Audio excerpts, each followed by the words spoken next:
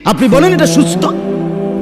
আপনি বলেন না এটা স্বাভাবিক ছেলে যে নিজে নিজে হাসে, নিজে নিজে দাঁড়াইয়া পেশাব করে, আটতে আটতে পেশাব করে, মানুষের যেই কোনো মহিলা দেখলে তারে টিটকারি করে, তার পিছনে পিছনে হাঁটে, সমবয়সী পোলাপানের একজনের লাথি দেয়, একজনের আপনার থাপ্পড় দেয়, একজনের চুল ধরে টানে, একটু পর পর নিজের চুল নিজেই রাখছে সামনে বড় কইরা অপদার্থ, আবার নিজেই এটা রেখে টানে।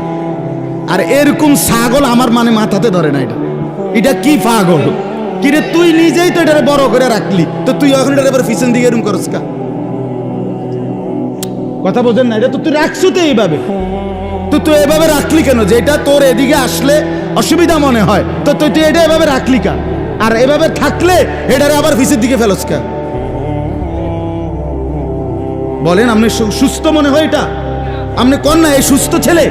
এ তো পাগল, এ তো অসুস্থ, তো মাতাল।